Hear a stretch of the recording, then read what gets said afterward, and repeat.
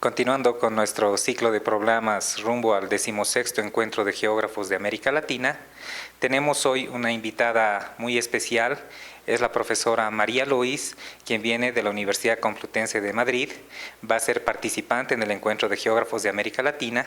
Ella es especialista en geopolítica, pero el tema que nos atañe hoy en día es justamente el tema de la epistemología de la geografía.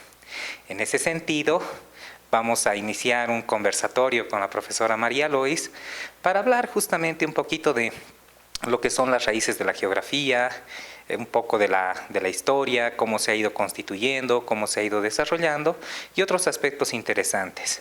Entonces, María, un gusto pues tenerte con nosotros para compartir en este programa y quisiéramos pues comenzar la charla preguntándote cuál es tu percepción respecto de lo que es la geografía.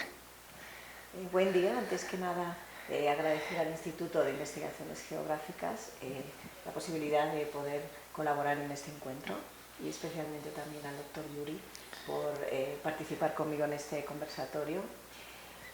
Como decía, para mí lo que siempre me ha interesado y en lo que siempre he trabajado es la geografía política y para mí la geografía política es fundamentalmente una rama de la geografía que se caracteriza por el énfasis en el análisis político del comportamiento espacial o el análisis espacial del comportamiento político. Parte de las mismas raíces que tiene la geografía humana en general y de toda su creación como disciplina académica en el siglo XIX, pero ciertamente en el caso de la geografía política tiene un fuerte componente colonial en su nacimiento, porque está muy ligada al conocimiento y a la creación y al fortalecimiento tanto de las colonias como de los estados que surgían en el siglo XIX.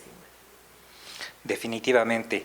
Sabemos que la geografía en un principio, y gracias al padre de la geografía que es Estrabón, que allá por el año 1 de nuestra historia, en realidad él nació el año 64 antes de Cristo, murió el 24 después de Cristo, entonces él prácticamente comienza con la era cristiana y comienza también la geografía a dar una definición bastante interesante, ¿no? Que habla de que la geografía es la ciencia o la rama que busca integrar lo que es la vegetación, dice él, los mares, los cuadrantes de la tierra y el hombre en busca de su felicidad. Entonces, en un principio había comenzado Estrabón hablando de que la geografía estaba orientada hacia la búsqueda de la felicidad del ser humano. Pero, como tú mencionas posteriormente, ya la geografía se fue también desarrollando como un instrumento de dominación, de colonización. Sabemos, como tú lo mencionas, que en el siglo XIX el rey Leopoldo II de Bélgica reúne a diferentes especialistas de todos los países en su primer congreso de geografía y justamente apunta su mirada hacia lo que es el África. ¿Por qué? Porque ya unos 3 siglos antes se había descubierto América, ¿no? Entonces comienza a darse otra visión de la geografía que no solamente era en búsqueda de la felicidad, ¿no? ¿Qué nos puedes comentar al respecto? Me gusta que haya traído a colación precisamente a Estrabón, porque una de las cosas que hacía Estrabón, y así lo enlazo antes de contestar a lo que me comentas, una de las cosas que hacía Estrabón era intentar encontrar precisamente esa felicidad a través de un énfasis en la ubicación o en la localización de los espacios políticos. Estrabón decía que el mejor lugar en el mundo que existía para desarrollar una buena política, en este caso un buen imperio político, porque él trabajaba en el entorno del Imperio Romano, estaría localizado precisamente en lo que hoy conocemos como Roma. Él entendía que no existían mejores características ambientales que precisamente las de donde estaría localizada hoy Roma para desarrollar un buen sistema político. Entre ese planteamiento y los planteamientos del siglo XIX, yo a veces percibo que no hay mucha diferencia. Es decir, hay una diferencia ciertamente como apuntas en términos de la búsqueda de la felicidad, pero ciertamente la geografía siempre estaba concebida como ese interés por encontrar el entorno perfecto para desarrollar, en este caso, cuestiones políticas, cuestiones de fortalecimiento de los estados, cuestiones de cómo abordar el conocimiento de las colonias, que en ese momento estaban empezando a desarrollarse en todo el resto del mundo, en el encuentro, entre comillas, de los europeos con el resto del mundo. Y sí creo que hay un digamos, un vínculo entre ese primer planteamiento de Estrabón y la geografía del siglo XIX, que ya está mucho más orientada, efectivamente, a fortalecer ese conocimiento de las colonias, a fortalecer a los estados europeos en principio, pero que sigue, digamos, teniendo ese cariz de siempre encontrar el mejor entorno, el mejor espacio, la mejor manera, todo muy en la onda de la epistemología típica del siglo XIX, ¿no? Plagada de ideas de progreso, de razón, de racionalidad científica. Claro que sí. Y han debido ver nuestros televidentes que hemos hecho un salto sustancial desde lo que es pues el año 1 de nuestra era hasta el siglo XIX. Pero todos nos preguntamos, ¿y qué ha pasado en el interín, verdad? Porque la geografía no puede haberse, digamos que, mantenido en el anonimato durante todo ese tiempo.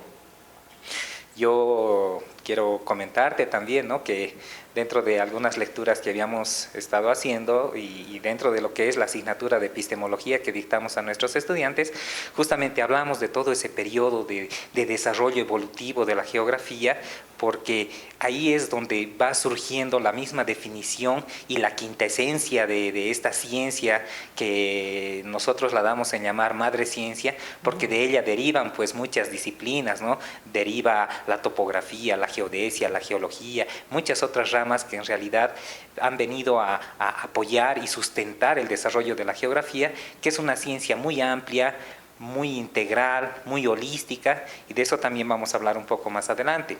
Sin embargo, ¿no?, lo que yo había ido percibiendo en todo este desarrollo es que justamente la geografía la comenzamos desde su definición etimológica, ¿no?, que viene del griego geos, tierra, y grafos, descripción.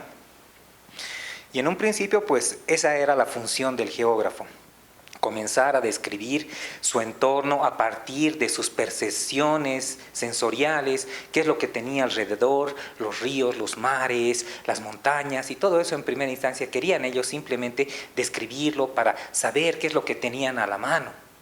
Luego ya, esto fue en primera instancia en la época de los pueblos primitivos, ¿verdad? Entonces luego ya ellos comienzan a querer indagar un poquito más allá e ir avanzando, ¿no? E ir avanzando, ir más allá de los mares, etcétera, porque en principio tenían ellos la idea errada de que la Tierra era plana. De ahí incluso que a la Tierra se la conoce como un planeta, ¿no?, como una superficie plana.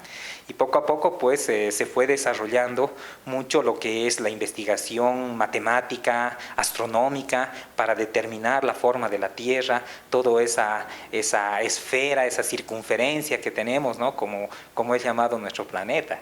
¿Qué me puedes comentar al respecto? Perdón. Muy interesante lo que comenta el doctor Yuri, porque efectivamente hay ese gran salto del que hablamos, nos muestra que hay una gran evolución en la disciplina y en su concepción y en su propia práctica. A mí una cosa que me ha fascinado siempre es efectivamente esto último que comentaba, ¿no?, el surgimiento de la visión cartográfica, o dicho de otra forma, esa percepción que surge después del Renacimiento, ¿no?, a partir del cual ya se generaliza la posibilidad de ver el mundo como un todo, ¿no?, intentar cartografiar ese mundo plano, menos plano, intentar, digamos, conseguir una herramienta cartográfica que sirva para ir explorando, entre comillas, el mundo. Me interesa mucho, por ejemplo, el tema de la recuperación de los mapas, de algunos mapas de ascendencia romana, la recuperación del mapa de Ptolomeo, por ejemplo, cómo se empieza a reescribir como una especie de lienzo en blanco que van llenando esos descubridores, entre comillas, entre los que por supuesto hay geógrafos y cartógrafos, y lo van llenando de nuevos significados, ¿no? O por ejemplo el mismo mapa de Mercator, ¿no?, que casi surge como una carta de navegación y que finalmente se ha convertido en la proyección, digamos, hegemónica en el sentido cartográfico. Creo que es muy interesante ver toda esa evolución, ¿no?, de cómo se va construyendo una visión del mundo a través de la cartografía, de la ingeniería cartográfica, de esos mapas encargados en muchos casos incluso por duques, ¿no?, o por otros nobles europeos que tenían un desarrollo muy importante de la cartografía, y que han condicionado hasta cierto punto nuestra propia visión que tenemos hoy de esa cartografía, de cómo se desarrolla y de la percepción del mundo, pues efectivamente como un todo con unas características concretas. Me interesaba resaltar también, ya que tengo la oportunidad, en ese gran salto que hemos dado desde el gran Estrabón hasta el siglo XIX, algo que nosotros hemos trabajado mucho en geografía política es, digamos, recuperar autores clásicos de la ciencia política, como por ejemplo Montesquieu, que todos conocemos y hemos estudiado hasta cierto punto en la escuela, y hacer una lectura o recuperar la parte más geográfica que él nos plantea en sus lecturas. Porque para nosotros es importante, digamos, buscar el espacio también en los escritos de ciencia política y viceversa, también buscar la parte más política o más de análisis político en la geografía.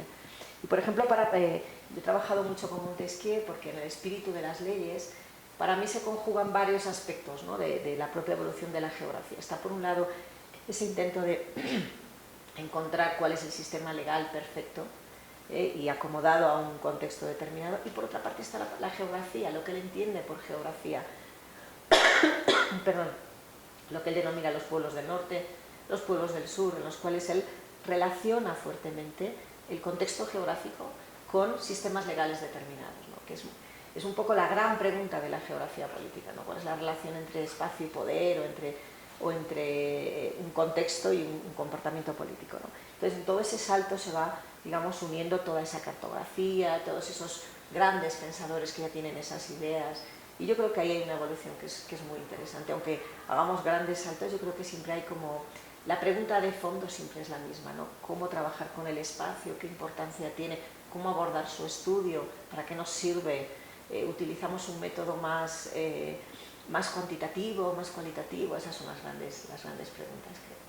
Definitivamente es importante el aporte que mencionas respecto de la cartografía, que para nosotros es una herramienta fundamental. Sin embargo, a veces muchos nos confunden a los geógrafos con cartógrafos, que solamente hacemos mapas, que solamente hoy en día manejamos los sistemas de información geográfica, las imágenes de satélite, el GPS, pero no solamente es eso la geografía. Volviendo un poquito a lo que mencionabas de la era del medioevo, del renacimiento, etcétera. Yo te comento también, ¿no?, que dentro de lo que habíamos estado averiguando, lecturas y demás, pues nos dimos cuenta que luego de la época primitiva de ese interés, ese afán de buscar el entorno de nuestros primeros geógrafos, comenzó una época que se llamaba la época de la esclavitud, ¿no?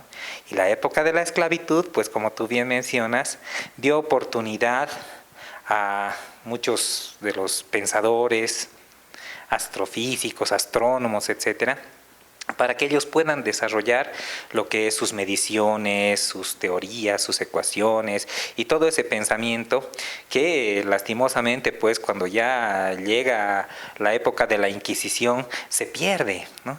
Y se pierde, ¿por qué? Porque ahí entra esa filosofía, ese pensamiento panteísta, ¿no?, que Dios lo había creado todo y que significa un retroceso no solamente para la ciencia geográfica, sino también para todas las otras disciplinas, ¿no?, donde incluso a los que eran científicos y decían cosas contrarias a que todo era una creación de Dios, pues los quemaban, se perdieron muchas obras, se perdieron muchos escritos, investigaciones, y con eso se dio un retroceso en todo caso de la ciencia geográfica, ¿no?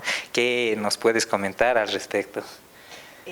Pues sí, efectivamente, la evolución de la geografía está llena también de curvas, de saltos y de diferentes momentos.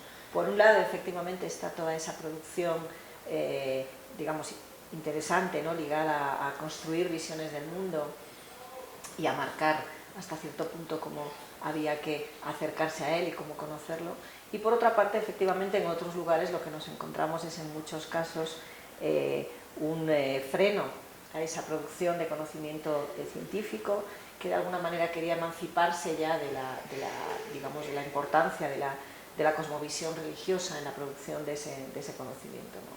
Y es un camino que fue complicado y que yo creo que ha durado mucho tiempo, ¿no? Que no fue una cosa momentánea, es una cosa que ha durado bastante tiempo y que incluso a día de hoy muchas veces nos podemos encontrar, ¿no? Pero en realidad yo creo que a partir del Renacimiento sustancialmente sí que se empieza a construir una visión un tanto emancipada de ese planteamiento religioso, aunque tenga ciertas relaciones, y ya a esa idea de intentar conseguir un cierto conocimiento que hasta cierto punto esté centrado ya en el individuo y no en una visión religiosa del mundo, ¿no? Muy interesantes son, por ejemplo, la cartografía o los mapas que nos encontramos que son previos a la era moderna, ¿no?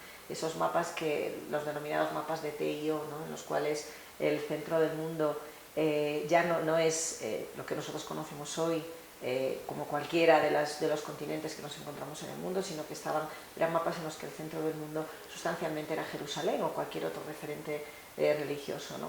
Entonces es muy interesante ver pues cómo efectivamente hay una relación también con cuestiones religiosas, cuestiones de desaparición de determinados escritos, cuestiones de, digamos, censura hasta cierto punto de la producción que se iba consiguiendo en torno a determinados avances, etc. Y es algo que creo que no afecta solamente a la geografía, efectivamente, sino que afecta en general al desarrollo de todas las incipientes ciencias que se estaban produciendo en ese momento, ¿no? Y que creo que se rompe básicamente o de una forma importante a partir, pues, por ejemplo, de la publicación del Origen de las especies, ¿no?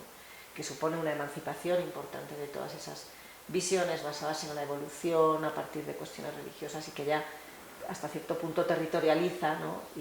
y emancipa esa visión donde el centro, la medida es el hombre, el individuo, mejor dicho. Bien, ahora quiero que volvamos a lo que es el siglo XIX ya, donde pues a partir de este primer Congreso de Geografía se comienza a plantear una visión, digamos, dualista de parte de lo que es el desarrollo de la geografía, por un lado a partir de la constitución de las sociedades geográficas, ¿no? Que eran básicamente expediciones que comenzaron a realizar por todo el mundo, y de ahí pues deviene, por ejemplo, uno de los padres de la geografía, que es Humboldt, Alexander von Humboldt, que estuvo también por estos lares, vino, hizo su investigación, etcétera. Y es interesante ver que muchos geógrafos también vienen de otras disciplinas, ¿no? Por ejemplo, Alexander von Humboldt era más ligado a la parte naturalista, a la parte biológica, y él trata de enlazar unos elementos fundamentales a partir de lo que conocemos como las 4 esferas de la Tierra, ¿no? La litosfera, por ejemplo, que es la parte del sustrato, del suelo, ¿no? La biosfera, la vegetación, la fauna, la hidrosfera, todas las aguas, y la atmósfera, ¿no? De donde proviene pues la lluvia, el sol, la energía de la tierra y demás.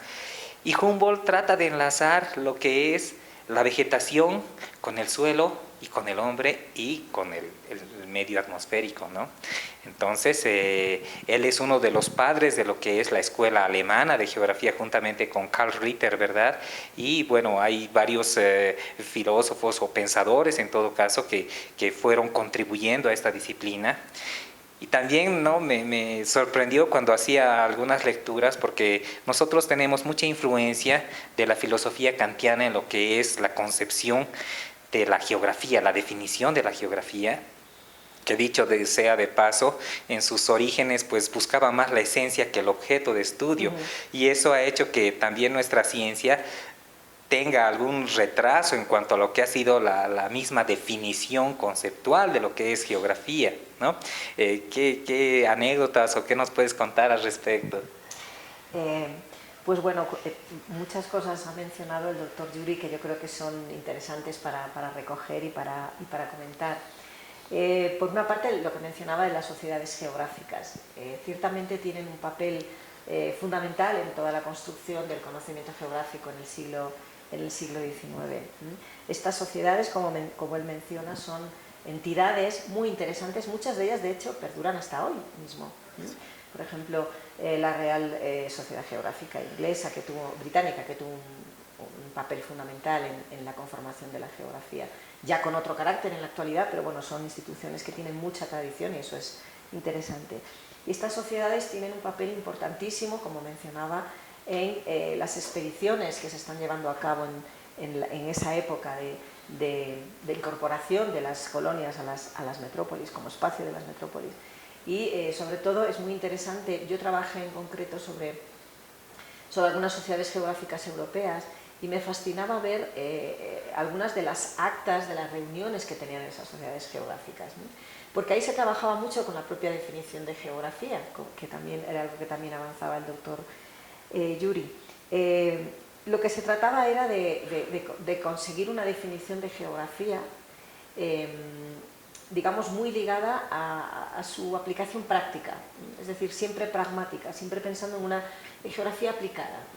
Y frente a ese intento como más pragmático, que yo ligo más a la escuela anglosajona, estaba la corriente alemana, ¿no? Efectivamente muy mediada tanto por Humboldt como por Ritter, como posteriormente por Ratzel, que es el fundador de la geografía política, ¿no? Todos ellos trabajaban en una definición, como él menciona, muy influenciada por Kant, pero también, por ejemplo, por Hegel, y por la filosofía alemana, incluso por algunos de los pensadores románticos en general. Y era una definición que ya no está tan ligada a la práctica de la geografía, sino que era una definición para mí muy acorde al contexto de su tiempo, ¿no? Era una definición yo creo que muy ligada a esa idea, ¿no? del mundo de las ideas, de un idealismo filosófico claro, y a esa idea de intentar definirla como un cuerpo de conocimiento ligado también no solamente a los diferentes mundos del espacio físico, sino también a su propia relación con cuestiones que en ese momento iban ocurriendo muy puntuales, ¿no? Por ejemplo, yo creo que todo el tema de las colonias y de la colonización, y sobre todo en el siglo XIX, tiene un impacto fundamental en la definición de lo que es no solo la geografía, sino las ciencias sociales en general, ¿no? Y también al mismo tiempo, pues lo que viene después de Ritter o de Humboldt, que ya es el método científico aplicado a la geografía, la constitución de la geografía como disciplina académica, la creación de escuelas, la creación de cátedras, etc. Claro que sí. Respecto de lo que es Immanuel Kant, por ejemplo, me sorprendió que las primeras clases que daba él en la universidad eran clases sobre geografía física, y a partir perdón, de ello es que él ha comenzado a ver esa dualidad, esa dialéctica entre lo que es la naturaleza, la sociedad, y ha ido contribuyendo a lo que es la construcción de la definición de la geografía, por un lado. Luego también hablabas de las corrientes que surgieron, las corrientes geográficas, ¿no? En primera instancia el determinismo, ¿no? Ya que venía a partir de la escuela francesa, ¿no? Con Pablo Vidal de la Blaché, ¿no? Que además nos habla de su teoría del buen salvaje. Pero respecto de lo que es el determinismo, que es una de las corrientes geográficas, vamos a hablar un poquito de esta corriente. Era una que planteaba pues que el medio condicionaba al hombre, ¿no? Todavía en esa perspectiva de que nosotros estábamos siendo subyugados por la naturaleza y que ésta nos tenía que plantear toda su influencia para que nosotros tratemos de adaptarnos a ella. Después surge ya el determinismo, donde se dice que, el determinismo, ¿no? Donde además esa influencia del medio pues hacía que el hombre no pueda, digamos, dominar a la naturaleza, ¿no? Y bueno, ¿qué nos puedes comentar respecto de esta escuela? Efectivamente, el determinismo ambiental, el determinismo espacial, el determinismo geográfico es una de las escuelas fundamentales a las que tenemos que acercarnos, ¿no? Cuando estamos haciendo geografía. Y ya cuando hacemos geografía política tengo que resaltar que es prácticamente la concepción que domina desde el propio Aristóteles casi hasta yo creo que hasta el momento previo a la Segunda Guerra Mundial. Y efectivamente, como apuntabas, es una concepción que plantea cómo los individuos están absolutamente condicionados por su localización espacial, que lo que hace es fundamentalmente digamos, dominar todo su comportamiento como seres humanos y su comportamiento político también. Se dice que uno de los fundadores del determinismo espacial es Ratzel también, porque Ratzel lo que hace es, en el siglo XIX, él escribe un libro escribió varios libros, pero una de las cosas más influyentes que él publica son cuestiones a través de las cuales él intenta encontrar leyes científicas que expliquen el crecimiento territorial de los estados, por ejemplo, o de cualquier otro organismo político, porque efectivamente es el comportamiento espacial, la localización, la relación con la Tierra, la que determina el comportamiento político de las personas, con lo cual sería su geografía la que determinaría el comportamiento político, ¿no? Y es algo muy interesante porque ciertamente de esa corriente bebe, yo creo que prácticamente la mayoría de la geografía del siglo XIX hasta yo creo que hasta antes de la Segunda Guerra Mundial es fundamental. Yo he estudiado, por ejemplo, algunos geógrafos de orientación anarquista como Reclus, por ejemplo, Eliseo Reclus o Pedro Kropotkin. Son autores que, aunque se sustraen quizá de la orientación hegemónica de la geografía política en ese tiempo, sí que trabajan también con esa idea de un cierto determinismo geográfico, ¿no? De pensar que el ambiente, la localización, la topografía, cualquiera de estos elementos determinaba la evolución de los seres humanos, ¿no? Y es muy interesante porque yo también entiendo que precisamente esa unión entre estos dos aspectos durante mucho tiempo ha sido determinante en la propia evolución de la disciplina, porque los que nos acercamos a la geografía sabemos que esa relación, bueno, ese determinismo es algo muy propio de un contexto determinado y que realmente ya contestamos las preguntas de forma diferente. Pero esa forma de plantear esa relación entre lo espacial, el comportamiento, los individuos, etcétera, es fundamental para entender cómo nace la geografía, cómo plantea su epistemología, ¿no? Cuando se convierte en disciplina científica, cuáles son sus herramientas básicas, cuál es su visión fundamental, etcétera. Bien, gracias. Todavía hay mucho más que hablar porque nos hemos quedado prácticamente en el siglo XIX con esta conversación tan interesante, tan fabulosa respecto de lo que es la evolución de la ciencia geográfica, sus mismas definiciones. Todavía nos falta explorar lo que es el posibilismo, el positivismo, el neopositivismo y muchas otras corrientes geográficas que hasta el día de hoy, ¿no? Que ya es una corriente influenciada por toda esta era espacial, de tecnologías, de información geográfica, etcétera, nos van a mostrar un salto bastante cualitativo y cuantitativo también respecto de la geografía. Quisiéramos continuar con esta serie de programas, tal vez invitarte para alguna otra edición del programa y seguir discutiendo y discursando o compartiendo este momento tan grato entre geógrafos, ¿no? Muchas gracias y amigos, los esperamos en el siguiente programa.